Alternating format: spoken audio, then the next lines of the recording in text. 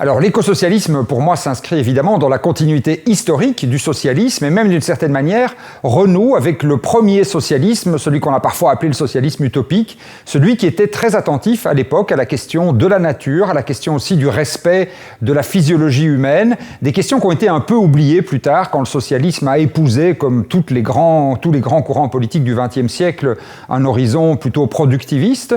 Et puis je crois que c'est aussi une manière de réaliser ce qu'on peut appeler une forme d'autocritique croisée entre l'écologie politique et le socialisme productiviste. Nous avons besoin, nous socialistes, de reconnaître qu'on a été trop liés à la question de la croissance et du productivisme et qu'il faut pouvoir reconnaître qu'il y a des limites, à la fois des limites naturelles et puis des limites physiologiques de l'être humain.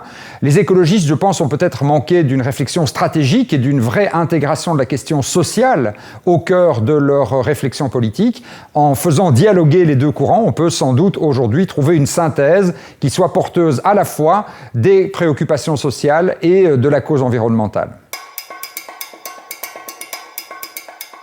Alors on peut non seulement concilier les problématiques écologiques et sociales, mais je pense qu'on ne peut pas résoudre la question environnementale, la question climatique ou la question naturelle, on l'appelle comme on veut, si on ne reconnaît pas que c'est d'abord et avant tout une question sociale, une question d'inégalité. On sait que les 1% les plus riches de la planète émettent à eux seuls plus de gaz à effet de serre que la moitié la plus pauvre de l'humanité. Ça montre qu'il y a une question fondamentale d'inégalité au cœur même de la question climatique. On peut montrer aussi que la croissance des inégalités a été le moteur de l'accroissement des émissions de gaz à effet de serre. Et donc, il faut pouvoir redire que la question sociale, la question de la lutte contre les inégalités est au cœur de la transformation de nos modes de production et de consommation et la seule manière d'atteindre la neutralité carbone.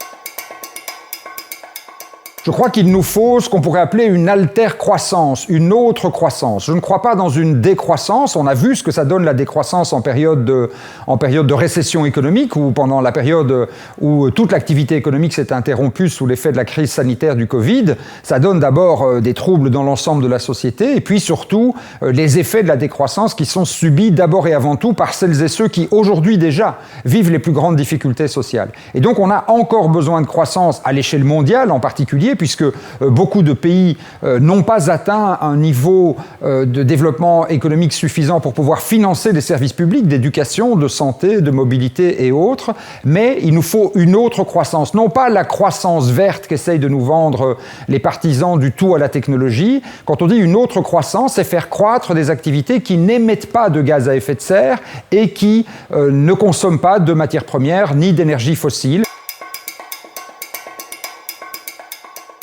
Massifier les investissements et les investissements publics en particulier.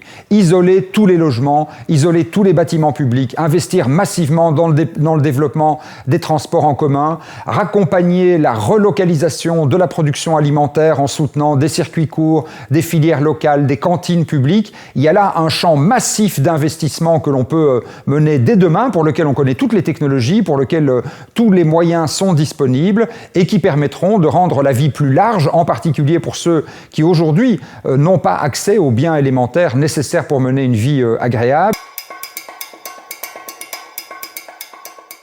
On a besoin, pour réussir la transition climatique, d'une planification écologique et sociale. On voit bien que quand on laisse faire le marché, ça ne fonctionne pas. Le marché, ça ne marche pas. La main invisible, ça ne fonctionne pas. On a donc besoin d'une vraie vision qui soit élaborée collectivement, démocratiquement. Il faut réinventer des formes de délibération démocratique autour de la planification.